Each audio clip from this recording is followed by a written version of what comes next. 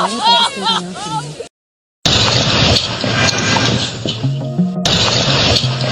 first call did not come from inside the house. It came from above it. Before sunrise, a woman trapped on a roof told police that danger was still inside. Below her, a family home had become the center of a nightmare Shreveport would never forget. And when investigators started looking backward, the story became even more disturbing. A court date was waiting less than 24 hours away. A marriage was collapsing. A prior weapons case was sitting in the past. A firearm had moved through the wrong hands. A father police already knew was now moving between homes before dawn. And then came the claim now spreading around this case. A book, a written trail, a possible window into what Shamar Elkins may have been thinking before the morning that left 8 children dead. But here is where this story becomes dangerous. Because public records, federal documents, and official police updates do not yet confirm that the FBI found a book exposing his full plan, that claim must be handled carefully. No responsible documentary should turn rumor into evidence. But the verified record already reveals something chilling enough. There was a trail before the tragedy. There were warning signs before the sirens. There were people who saw pieces of the danger. There were agencies that held pieces of the record. There was a court date set for the next morning. There was a man legally barred from possessing a firearm. Yet somehow, a firearm reached him anyway. So tonight, we are not chasing gossip. We are chasing what can be proved. Because the real horror in the Shamar Elkins case is not only what happened on April 19, 2026, it is how much existed before that morning. The question is not only why a father became the suspect in one of the darkest domestic mass killings in recent American memory. The harder question is this: how many signs were sitting in plain sight before anyone saw the full picture? And if written clues do exist somewhere inside this investigation, what would they add to a story already filled with court dates, family warnings, police records, and unanswered questions? Before we go deeper, this is Revealing Untold Crimes. If you want true crime told with facts, care, and no fake claims dressed up as evidence, like this video and subscribe now. This case is still developing, and every verified update matters. The morning started in Shreveport, Louisiana, in the Cedar Grove area, before many people had even opened their eyes. On West 79th Street, the quiet broke apart at 5:55 in the morning. Police received a call from Keosha Pugh. She was not calmly reporting something she had heard from far away. She was in danger. According to the official police timeline, she was on top of the house, telling dispatch the suspect was inside. That one detail changes the entire opening of this case. A woman on a roof, a suspect inside, children somewhere below. Officers were sent to the area. More information came in. The name Shamar Elkins entered the emergency response. Within minutes, this was no longer a vague call about trouble at a home. It was becoming a fast-moving domestic violence emergency, and police were trying to understand how many scenes were involved. At 6:01, officers arrived. At 6:07, another call came in from Harrison Street. At 6:08, Christina Snow identified Shamar Elkins as the suspect. By 6:10, dispatch had linked the Harrison Street shooting to the West 79th Street home. That is the first part of the verified timeline.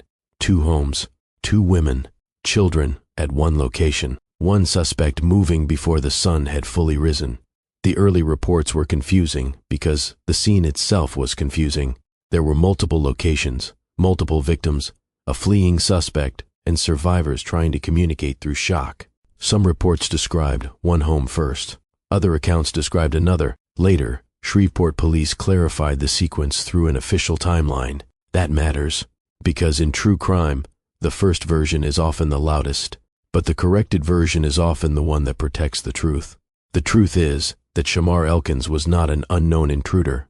Police identified him as a 31-year-old man connected to the victims through family, marriage, and children. He was the father of 7 of the 8 children who died.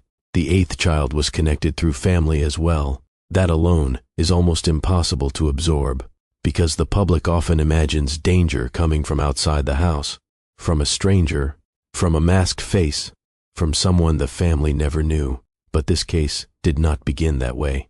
It came from inside a family structure that had been under pressure for years, and that is why the case has left Shreveport with questions that still have no clean answers. Who knew there was danger? Who heard the warnings? Who had records? Who had the power to act? And who only understood after it was too late? To understand what happened that morning, the story cannot begin at the crime scene.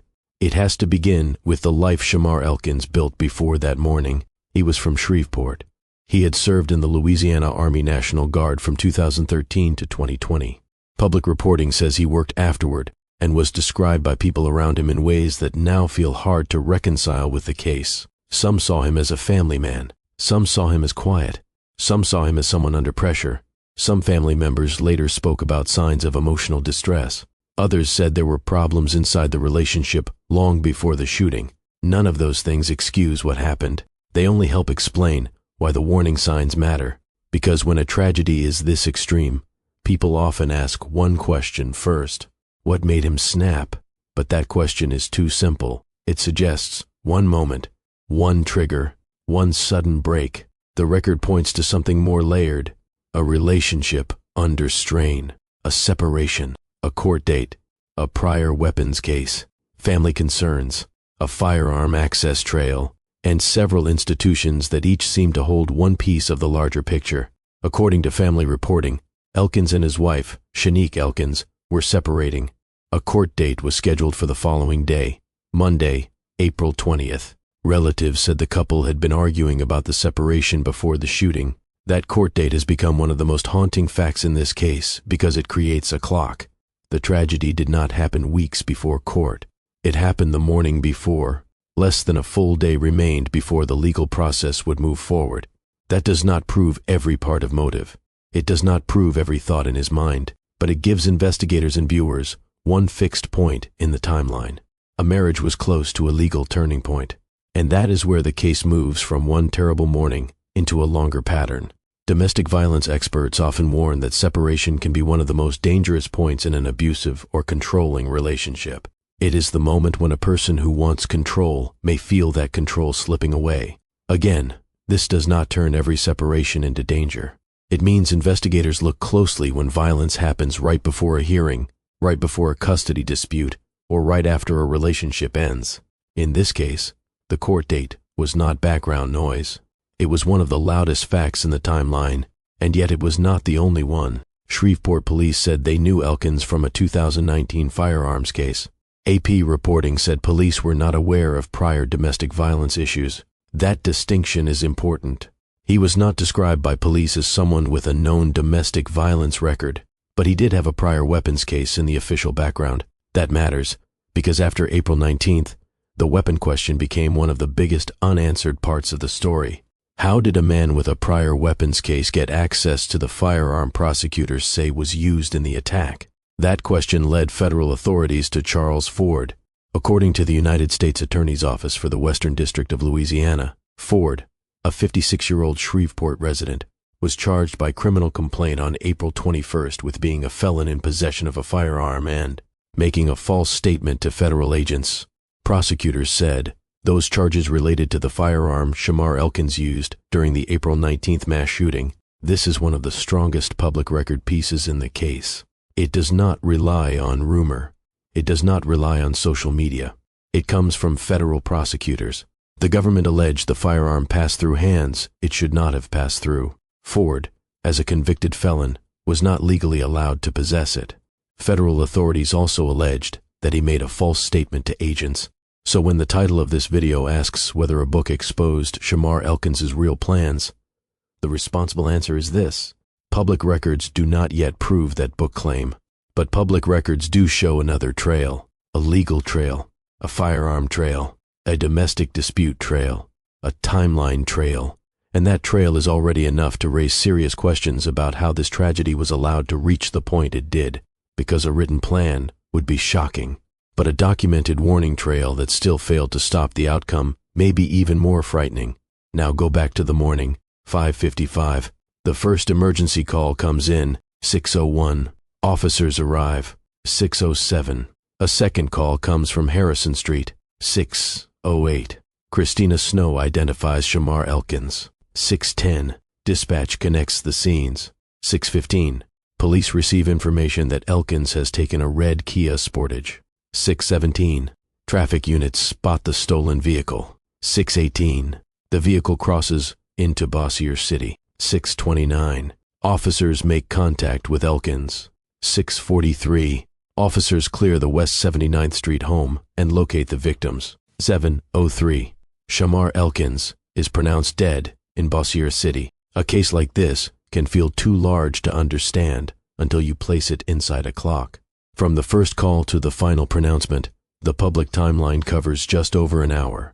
In that span, Shreveport went from an emergency call to multiple crime scenes, a carjacking, a police pursuit, an officer-involved shooting investigation, and the confirmed deaths of 8 children. The clock does not make the story easier. It makes it worse, because every minute carries weight. Every minute shows how fast a domestic crisis can become a mass casualty event when a person with access to a weapon decides to destroy the people closest to him. The children were later identified by the Caddo Parish Coroner's Office and Shreveport Police as Jayla Elkins, Shayla Elkins, Kayla Pugh, Layla Pugh, Marcaden Pugh, Soraya Snow, Kadarian Snow, and Braylon Snow. 5 girls, 3 boys, ages 3 to 11. The youngest child was 3 years old. The oldest was 11. These names must never become background details in a story about the killer. Jayla, Shayla, Kayla, Layla, Marcaden, Soraya, Kadarian, Braylon. Those were children with classrooms, relatives, routines, birthdays, favorite foods, small habits, and futures that should have stretched far beyond one Sunday morning in Shreveport. That is why this case must be told carefully. The goal is not to glorify Shamar Elkins.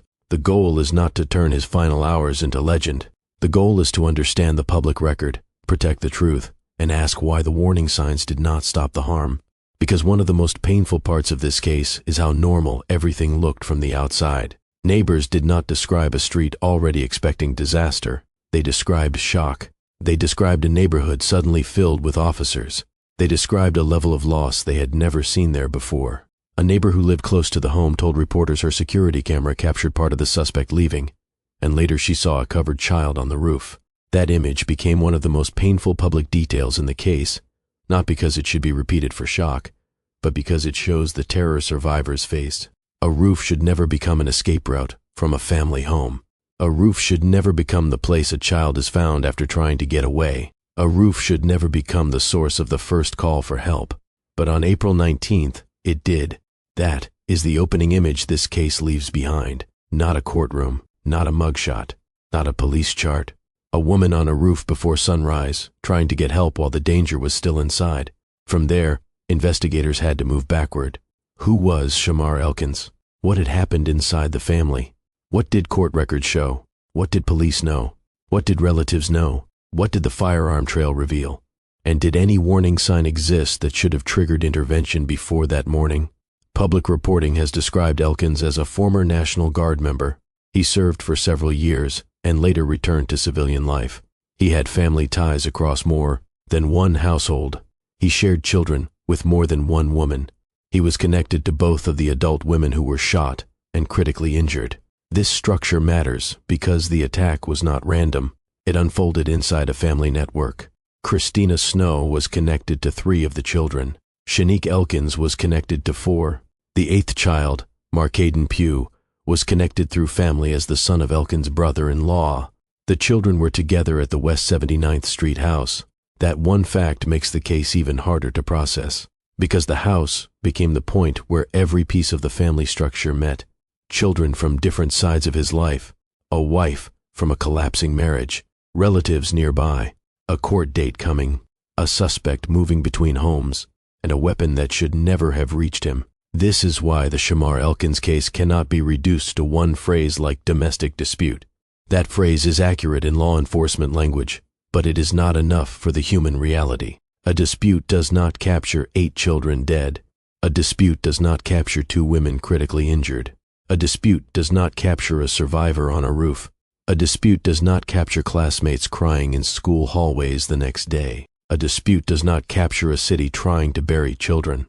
The phrase domestic incident may be official, but the impact was communal, and the questions are national, because when a father becomes the suspect in the killing of his own children, the story touches several systems at once: family court, police records, firearm access, mental health concerns, domestic violence response, child protection, community support. None of these systems can bring the children back, but each one becomes part of the public question.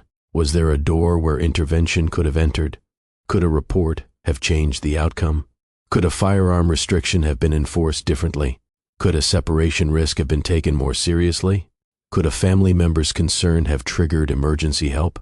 Could a domestic violence resource have placed Shanique and the children somewhere else before the court date? No one can answer those questions with certainty, but the questions matter. Because if the only lesson is evil exists, then nothing changes. If the lesson is warning signs must be connected, then there is at least something for the public to examine. The competitor transcript you provided focuses heavily on that theme. It builds the story around missed pieces, institutions holding fragments, and a timeline that only makes full sense after the tragedy. That structure works because it does not start with the killer as a mystery monster. It starts with one morning and then pulls the viewer backward through the record. But your script needs to be stronger and safer. It needs to be more factual. It needs to avoid claims that are not confirmed. It needs to keep the hook, but not sacrifice accuracy. So the book claim must sit in a controlled place, not as a fact, as a question. If investigators have found writings, journals, notes, or any book connected to motive, the public deserves verified reporting before it becomes part of the official story. Until then, the confirmed documents already show enough. The official timeline shows the speed. The AP reporting shows the domestic separation. The DOJ release shows the firearm case. The coroner and police identified the children. The investigation into the final confrontation remains part of the public record. That is the real case. And the real case is disturbing without exaggeration. Now look closely at the court date. Monday, April 20th, 2026. The day after the shooting. That date sits over the entire timeline like a shadow. Family members told reporters Elkins and his wife were separating and had been arguing about that separation. They were due in court the next day. In many domestic violence cases, the days around separation become dangerous because the future suddenly becomes formal. It moves from private arguments into legal orders. It moves from threats and emotions into custody, separation, property, and accountability. Again, this does not explain every decision he made. It does not prove every internal thought, but it does show why investigators and journalists place the court date near the center of the story. Because April 19th was not just any Sunday. It was the day before a legal turning point. That means the timeline was not floating in empty space. It was moving towards something. And when people later asked why that morning, the court date became one of the clearest answers available from the public record. But the court date alone does not explain the firearm. That brings the story back to Charles Ford. Federal prosecutors alleged Ford illegally possessed the firearm connected to the attack. They also alleged he gave false information to federal agents. The public DOJ release states the charges were tied to the firearm Elkins used to commit the April 19th mass shooting. This part matters because it widens responsibility. A mass shooting does not happen only at the moment someone pulls a trigger. It also depends on access. Who had the firearm? Who stored it? Who moved it? Who failed to secure it? Who lied after the fact? Who knew a person should not have access? And what system checks failed before the weapon reached the wrong person? The DOJ release did not charge Ford with killing the children. It charged him with federal firearm-related crimes connected to the gun. That difference matters. But even with that distinction, the federal case shows investigators were not only asking what Elkins did, they were asking how he was armed. That is one of the most important parts of this documentary, because viewers will ask the same thing. If he had a prior weapons case, how did he get the weapon used that morning?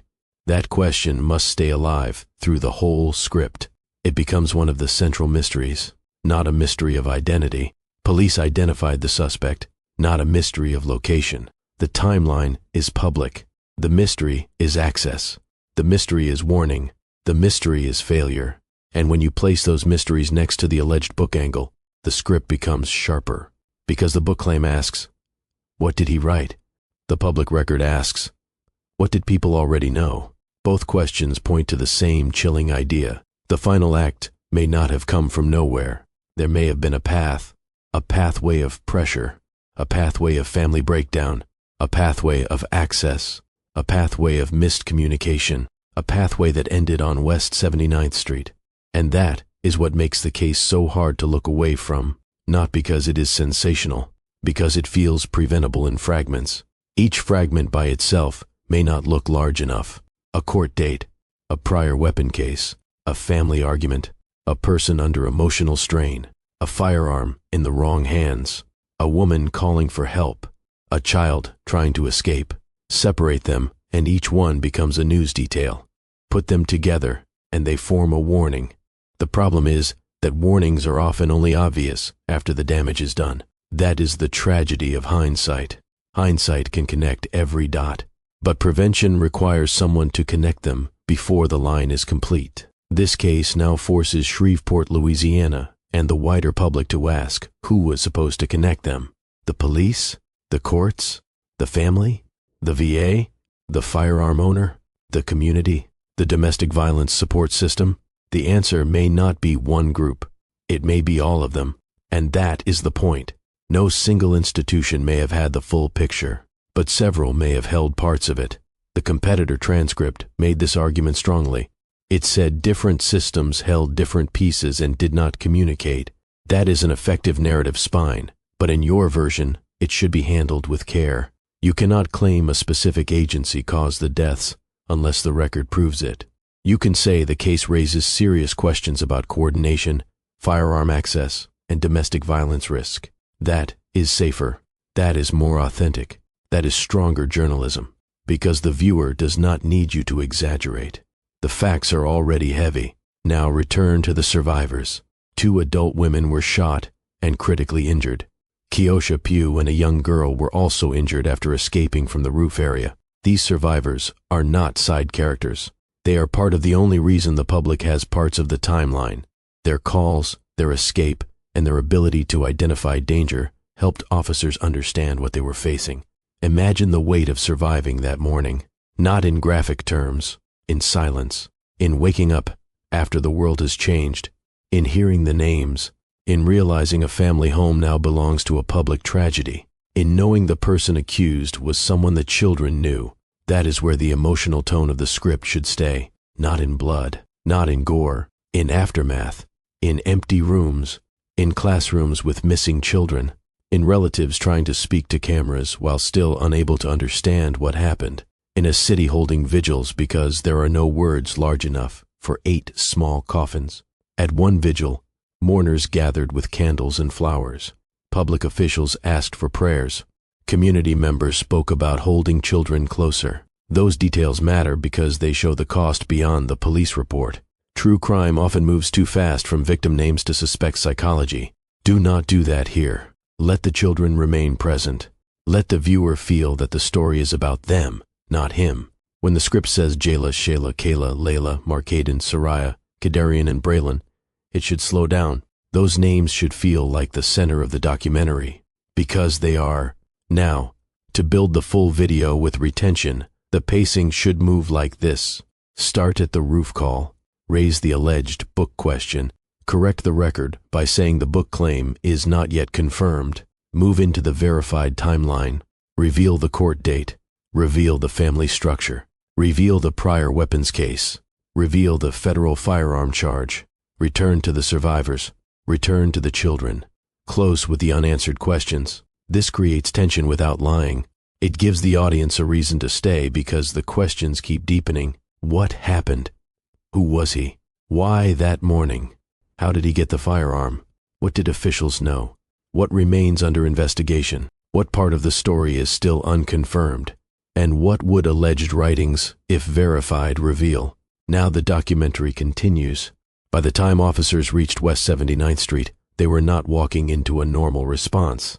They were walking into a scene that would later be described by officials as one of the worst tragedies the city had faced. But even then, they did not have the full picture. The call had come from someone above the house. The suspect was not secured. Another victim had called from another street. A vehicle had been taken. The suspect was moving, and the clock was still running. This is what makes the 68-minute timeline so haunting. A normal morning gives people hours. This one gave police minutes, and in those minutes, A family's private crisis became a citywide emergency. At 6:15, police received information that Elkins had stolen a red Kia Sportage while fleeing. At 6:17, traffic units spotted the vehicle. At 6:18, he crossed into Bossier City. At 6:29, officers made contact. The pursuit ended on Brompton Lane. Shamar Elkins was pronounced dead at 7:03. Louisiana State Police were asked to investigate the officer-involved shooting. That detail must be stated carefully. Public reports have discussed uncertainty around the exact final cause in early coverage, and the official position is that the final confrontation remained under investigation by state authorities. So your script should not declare details that are still under review. Say this instead: his final moments in Bossier City became part of a separate state police investigation, adding one more unanswered question to a morning already filled with them. That is factual. That is clean. That avoids speculation. The next part of the script should pull back from the chase and ask why Bossier City mattered. Some reporting and the competitor transcript suggest Elkins may have gone towards someone connected to his past military life. But unless you have a verified public source available for that claim, you should not build the script around it as fact. You can say some accounts raised questions about where he went after leaving Shreveport, but the verified record shows he crossed into Bossier City after carjacking a vehicle and died after police contact there. That is enough. The mystery is still strong. Why flee that way? Why cross the river? Why not surrender? Why did the final hour move from a family home to a police confrontation? These are unanswered questions, not proven answers. And unanswered questions keep viewers engaged without exposing your channel to defamation risk. Now the story returns to the beginning of his public record. In 2019, Elkins pleaded guilty in a weapons-related case. AP reported that police knew him from that case. After the mass shooting, that record became central because the public wanted to know whether he should have been anywhere near a firearm. Federal prosecutors later turned attention to Charles Ford. Ford's charges do not answer every question. They do not explain motive. They do not explain the domestic breakdown. They do not explain the court date. But they answer one part of the chain. Authorities believe the firearm used in the attack was tied to Ford's illegal possession. That is why Ford's case matters. It is not a side story. It is one of the only paths of accountability left after Elkins died. Because when the suspect is dead, there is no murder trial, no cross-examination, no guilty plea, no sentencing where family members can face him in court. So the federal firearm case becomes one of the remaining public routes for answers. What did Ford know? How did the weapon move? Who first bought it? Where was it kept? When did Elkins gain access? Did anyone understand the danger before April 19th? Those questions belong in the script. They build tension. They also stay inside the record. At the center of everything is Shanique Elkins. She survived. She was the wife in the separation. She was the mother of 4 of the children. Family members described her as a devoted mother. Public reporting said the children were central to her life. She was critically injured, but survived the mourning that took the children.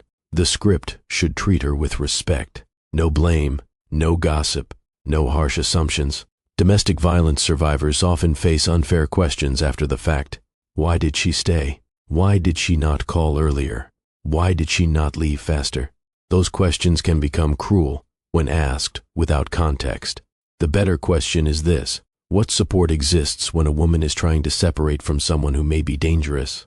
What happens when court is tomorrow, but danger is today? What happens when family members know something is wrong, but do not know how bad it is? What happens when law enforcement does not have a documented domestic violence history, but the risk is still real inside the home?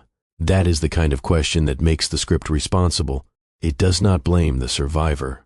It examines the system around her. Christina Snow must also be handled with care. She survived being shot at the Harrison Street location. She identified Elkins to police. She was connected to 3 of the children. Her part of the case shows the attack reached across more than one household. It was not isolated to the marital home. That matters because it shows Elkins was not only attacking one relationship, he was moving through the family structure. The children from both sides were together. Both mothers were attacked. The family network was targeted. Again, do not overstate motive. Say what the record supports. The attack was domestic related. It involved his wife, another woman connected to his children, and the children themselves. That is enough. Now comes the question of mental health. This part must be handled carefully. Mental health struggles do not make someone violent.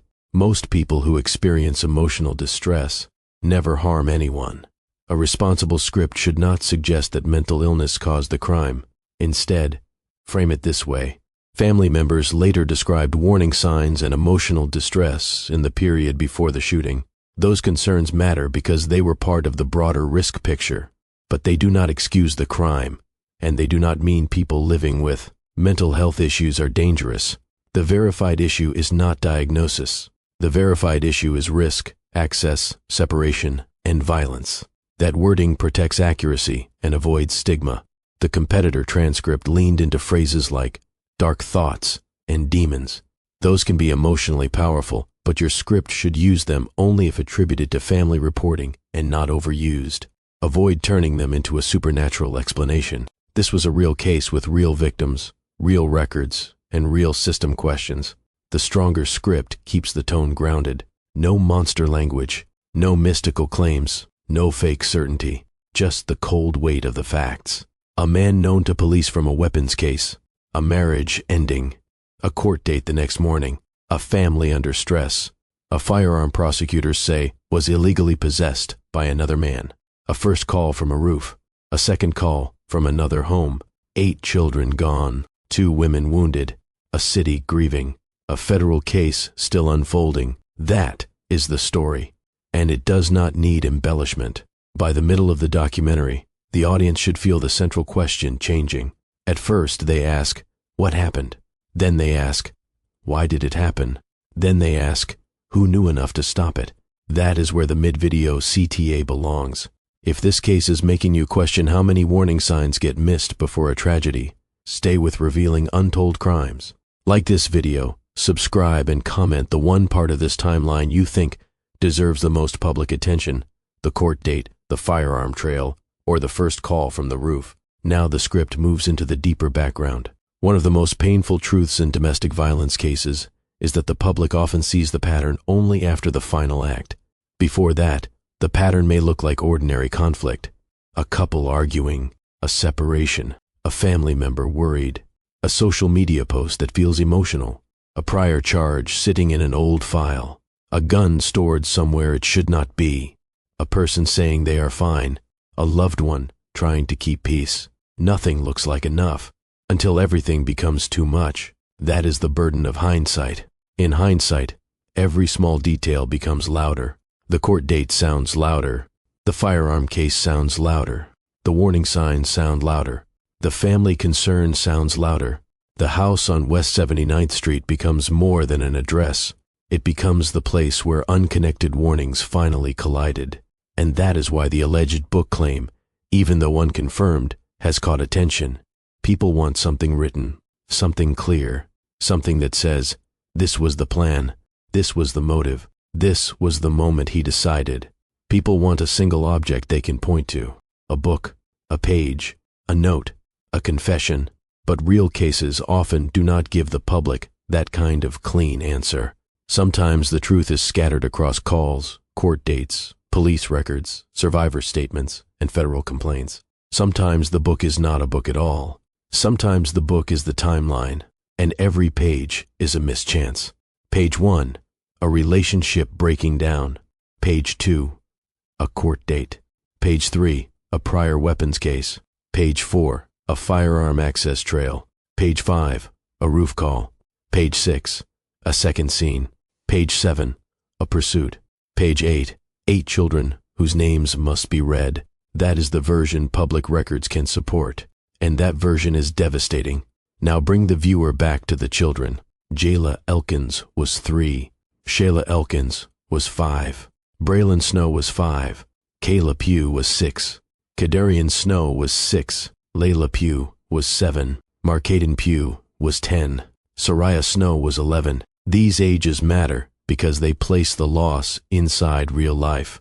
3 years old means still needing help with almost everything. 5 means beginning to read, draw, ask endless questions. 6 means losing teeth, starting school routines, learning how the world works. 7 means opinions, laughter, favorite colors, small arguments, bigger dreams. 10 means childhood starting to stretch toward independence. 11 means almost middle school, almost a new stage, almost a future that never arrived. When a case involves children, the script must never treat ages like statistics.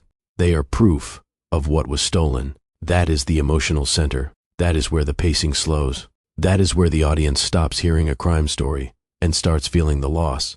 The public record says the 8 children were found at the West 79th Street house. 1 was found on the roof area after trying to escape, according to police reporting. Another child survived after escaping from the roof area with injuries. Those details show fear, movement, and survival without needing graphic description. Keep it restrained. Let the facts speak, because when the facts involve children, restraint is more powerful than shock. After the children were identified, Shreveport began to mourn. Mourners left flowers. People lit candles. Officials spoke with visible grief. Neighbors tried to understand how a quiet street became the center of national news. Schools prepared counseling. Families held each other. And across the country, people saw the headline and struggled to process the same question. How does a father become the suspect in the deaths of 7 of his own children? That question has no answer clean enough to satisfy anyone. There are only layers: the domestic layer, the legal layer, the firearm layer, the mental health concern layer, the family layer, the system layer, the unanswered layer, and the survivor layer. Each layer matters, but none matters more than the victims. That is why the final third of the script should shift away from Shamar Elkins and toward accountability, not vengeance, accountability. Because Elkins is dead. He will never sit in court for the murders. He will never answer the mothers. He will never face the surviving relatives. He will never explain the children's final mourning. That leaves the public with other questions. What does the federal firearm case reveal? What will Louisiana State Police release about the Bossier City confrontation? What did the courts know before the separation hearing? What support did Shanique have before the court date? What did relatives see in the days before the shooting? What role did firearm access play? What changes after 8 children die? These are the questions that keep the story open. The case is not closed in the moral sense, even if the accused killer is gone, because the facts around him still matter. The firearm case matters. The state investigation matters. The domestic violence conversation matters. The survivor recovery matters. The children's memory matters. Now, the script needs to handle the FBI angle again before the ending. Say it clearly. As of the public records reviewed for this documentary, there is no confirmed official statement proving that the FBI found a book exposing Shamar Elkins's real plans. If such evidence is later verified by law enforcement, it would become a major development. But right now, the confirmed breakthrough is not a book. It is the record. The record shows a court date. The record shows a domestic-related attack. The record shows a prior firearms case. The record shows federal charges against another man tied to firearm access. The record shows a timeline that lasted just over an hour. The record shows 8 children gone before Shreveport could make sense of the mourning. That is the honest version. And honest does not mean weak. Honest is stronger because it tells the audience they can trust you. It shows you are not using dead children to sell a rumor. It shows your channel stands for verified crime storytelling. And in a case this sensitive, trust matters more than any clickbait line. Now build toward the final emotional turn. There is a reason the first call from the roof stays in the mind. It is because it captures the entire case in one image. Someone trying to survive above a house where everything below had gone wrong. A roof is not meant to be a refuge. It is not meant to be a witness stand. It is not meant to be the place where a family member calls police before sunrise. But that morning, it became all 3. The roof tells us there was a fight to live. The second call tells us there was another scene. The carjacking tells us the danger kept moving. The police pursuit tells us the city was still chasing the answer while the damage had already been done. And the children's names tell us what the case truly cost. Not a statistic, not a headline, not content. Lives. If you are still watching, it is because some part of this story feels impossible to put down. That is what cases like this do. They force you to stare at the gap between what people saw before and what everyone understood after. The warning signs were not all in one place. They rarely are. One person saw distress. One agency had a record. One court had a date. One federal case later traced a weapon. One survivor made a call. One neighbor saw the aftermath. One city held the grief. And 8 children paid the price. That is the part no one should look away from. The final question is not whether Shamar Elkins alone caused the deaths. Police were clear that he was responsible for the attack. The final question is what the rest of the record teaches. Because if every warning stays locked inside a separate room, then nobody sees the house burning until smoke is already in the sky. That is the warning of this case. Not that every struggling person is dangerous. Not that every divorce becomes violent. Not that every family argument is a crime scene waiting to happen. The warning is that risk grows when violence, control, separation, firearm access, and ignored warning signs meet. And when children are in the middle, the cost can become unbearable. On April 19, 2026, Shreveport learned that cost by name, Jayla Elkins, Shayla Elkins, Kayla Pugh, Layla Pugh, Marcaden Pugh, Soraya Snow, Kadarian Snow, Braylon Snow, 8 children, 5 girls, 3 boys, ages 3 to 11. A city can rebuild a street. A family can receive donations. A school can offer counseling. A church can hold a vigil. A governor's foundation can cover funeral costs. A community can light candles. But none of that gives those children back their next morning. None of it gives their mothers back the sound of their voices. None of it gives classmates back the empty seats. None of it gives Shreveport the version of April 19th, where police arrive in time. That is why this case deserves more than a headline. It deserves accuracy. It deserves pressure. It deserves follow-up.